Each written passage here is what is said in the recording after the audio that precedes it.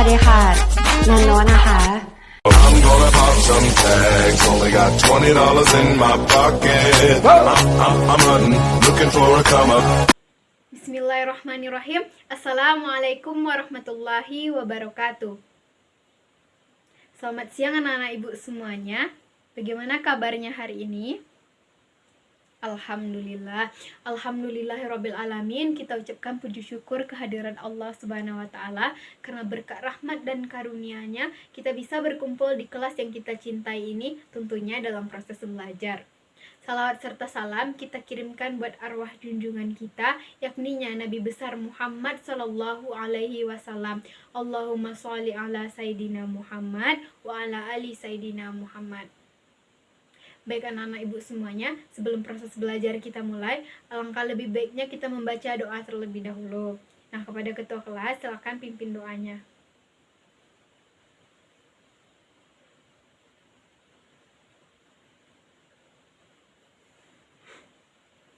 Alhamdulillah. Baik, selanjutnya ibu akan mengambil absen terlebih dahulu. Kira-kira ada yang tidak hadir pada hari ini? Alhamdulillah, kita semua hadir ya. Masya Allah. Baiklah anak-anak semuanya, silahkan untuk hal-hal yang tidak berkaitan dengan pembelajaran hari ini itu disimpan terlebih dahulu. Begitu apapun, masalah apapun kita lupakan sejenak, kita kesampingkan dulu. Mari sama-sama kita fokuskan pikiran kita hanya untuk pelajaran hari ini ya. Baik, sebelum masuk materi minggu ini, Ibu akan singgung sedikit dulu materi minggu lalu. Kira-kira ada yang masih ingat apa materi minggu lalu? Ya Cici, silahkan. Betul sekali, minggu lalu kita sudah membahas tentang konsep kurban dan akikah. Baik, untuk hari ini kita akan masih melanjutkan bab dari minggu lalu. Kalau minggu lalu kita membahas tentang kurban dan akikah, nah kalau minggu ini kita masuk kepada materi baru, yaitu ya rohan. Ada yang pernah dengar rohan itu apa? Gak ada. Baik, rohan itu sama artinya seperti gadai, artinya pegadaian syariah gitu. Kalau pegadaian udah ada pernah yang dengar kan? Udah ada yang dengar kan sebelumnya? Ya sudah ya. Baik, sebelum kita masuk kepada materi hari ini, Ibu akan jelaskan dulu manfaat kita mempelajari tentang rohan. Sebagaimana kita ketahui bahwa pegadaian itu tidak asing lagi kita temui dalam kehidupan sehari-hari. Tapi yang menjadi pertanyaan, apakah tata cara pelaksananya sudah benar? Apakah tata caranya sudah sesuai dengan syariat Islam? Karena kita adalah Muslim. Jangan-jangan ada oknum-oknum tertentu yang memasukkan unsur riba di dalamnya. Sedangkan kita tahu kalau riba itu hukumnya haram.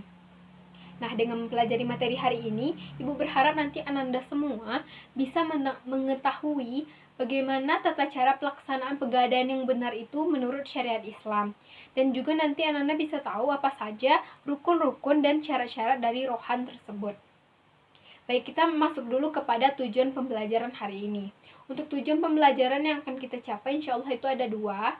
Yang pertama yaitu siswa mampu memahami pengertian rohan dalam Islam secara baik dan benar. Dan yang kedua, siswa mampu memahami rukun dan syarat rohan dalam Islam secara baik dan benar. Jadi pada pertemuan kali ini insya Allah kita akan mengusahakan untuk mencapai dua tujuan pembelajaran. Baik, untuk proses diskusi kita akan dilakukan secara berkelompok. Ibu akan membagi kita sebanyak 3 kelompok nantinya, dan masing-masing kelompok akan Ibu beri tugas. Nah, sekarang kita bagi dulu kelompoknya. Untuk kelompok 1 yaitu Rahmayuni dan Putri Mai Anggraini. Kelompok 2 Siti Anisha dan Cici Permata. Dan kelompok 3 itu Afni Nora dengan Hidayati ya. Baik, silakan Ananda semua duduk sesuai dengan kelompok yang sudah Ibu bagi. Nah, baik Ananda sekalian, untuk tugas kelompok kita, buka buku halaman 102 sampai 115. Silakan itu dibaca, dipahami, kemudian dirangkum bersama dengan anggota kelompoknya. Nah, nanti di akhir pembelajaran akan kita gali lagi, akan kita bahas lagi secara bersama-sama, dan kita simpulkan tentunya secara bersama-sama juga. Nah, untuk sekarang silakan dulu dikerjakan tugasnya. Ibu beri waktu kurang lebih 30 menit. Cukup ya? Oke, cukup 30 menit untuk berdiskusi. Silakan kepada Ananda semua, manfaatkan waktunya dengan sebaik mungkin. Nah, baik Ananda semuanya, berdasarkan diskusi kelompok yang telah kita lakukan tadi, Ibu berharap sedikit banyaknya telah tertanam konsep dalam pemikiran kita masing-masing tentang itu pengertian rohan maupun tentang syarat dan rukun rohan. Nah, untuk lebih jelasnya lagi, Ibu akan kembali mengulas tentang materi kita hari ini, yaitu yang mana materi yang pertama itu tentang pengertian rohan. Nah, kita masuk dulu kepada pengertiannya secara bahasa. Tadi kan kita sudah melakukan diskusi ya. Jadi, siapa kira-kira dari anak ibu yang bisa menyebutkan apa itu pengertian rohan secara bahasa? Ada? Ada yang tahu? Ya, kepada Ica silahkan. Nah, betul sekali, rohan secara bahasa berarti tetap atau kekal. Nah, yang mana rohan ini berasal dari bahasa Arab, yaitu rohan, yarhan, dan rohana, yang berarti menetapkan sesuatu. Secara bahasa, rohan adalah dalam bahasa fikihnya al-subut wa al-dawam, yang berarti tetap dan kekal. Adapun artinya secara istilah yaitu perjanjian penyerahan barang yang mana barang tersebut merupakan jaminan atas utang yang akan dilakukan, sehingga orang tersebut bisa mengambil utang.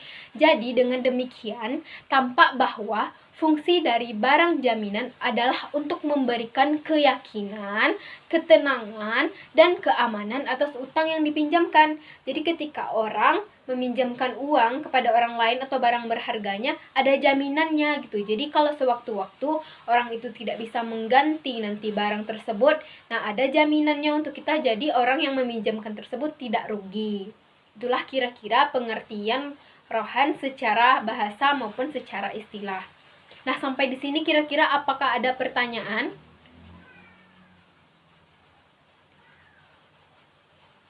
Tidak ada. Nah, baiklah Ananda, jika tidak ada pertanyaan untuk materi yang pertama, kita lanjut kepada materi yang kedua, yaitu tentang rukun rohan. Tadi juga sudah dibahas dalam diskusi ya. Rukun rohan itu ada 3. Yang pertama yaitu harus ada ya ijab dan qabul. Harus ada ijab dan qabul dalam transaksi penggadaian barang. Dan yang kedua yaitu ada akid. Akid ini adalah orang yang menggadaikan barang dan yang menerima gadai. Dan yang ketiga adalah tentunya harus ada ya barang yang digadaikan, dan barang tersebut tentunya harus dalam keadaan baik, tidak dalam keadaan rusak. Nah, dalam istilah gadai ini ada istilah-istilah yang mungkin belum Ananda ketahui. Yang pertama itu ada namanya rahin. Rahin itu yaitu orang yang memberikan jaminan atau orang yang menggadaikan. Jadi orang yang menggadaikan tersebut namanya rahin. Dan yang kedua ada namanya murtahin. Nah, kalau rahin tadi orang yang menggadaikan, kalau murtahin ini yaitu orang yang menerima jaminan. Jadi sepenerima barang gadai, yaitu orang yang memberikan utang nantinya. Dan yang ketiga ada namanya marhun. Marhun ini adalah istilah untuk barang yang akan dijadikan sebagai jaminan. Dan keempat ada namanya marhun bih. Marhun bih itu adalah uang yang akan dijadikan sebagai utang. Selanjutnya yang terakhir ada namanya sikhat. Sikhat ini adalah akad ijab kabul dari rohin dan murtahin. Itulah materi kita yang kedua. Ada pertanyaan? Ya, kepada Hidayati silakan ajukan pertanyaannya. Wah, pertanyaannya bagus sekali ya, yaitu apa yang terjadi jika salah satu rukun rohan tidak terpenuhi. Nah, anak-anak ibu semuanya, sebagaimana kita ketahui bahwa rukun itu adalah sesuatu yang harus dipenuhi untuk terjadi sahnya suatu pekerjaan. Nah, dari sana dapat kita simpulkan bahwa segala sesuatu yang rukunnya tidak lengkap, maka suatu pekerjaan itu menjadi hukumnya batal atau tidak sah. Nah, begitu juga dengan rohan tersebut. Tadi kan kita sudah bahas, rukun rohan itu ada 3. Yang pertama yaitu ada akad dan ijab qabul. Dan yang kedua ada akid. Akid itu yaitu tadi orang yang menerima gadai dan yang menggadaikan barang. Dan yang ketiga ada barang yang digadaikan. Nah, dari yang 3 tersebut, jika salah satunya tidak terpenuhi, maka otomatis rohannya menjadi batal atau tidak sah, karena rukun itu adalah sesuatu yang hukumnya wajib untuk dipenuhi. Nah, sampai di sini paham? Hidayati paham semuanya bagaimana? Ya, paham ya. Baik. Nah, baiklah Ananda, kita masuk pada materi yang terakhir, yaitu tentang syarat ron dalam Islam. Nah, untuk syarat ron, ulama fikih mengemukakan sesuai dengan rukun ron itu sendiri, yaitu yang pertama ada rahin dan murtahin. Rahin dan murtahin itu adalah orang yang menggadaikan barang dan yang menerima gadai.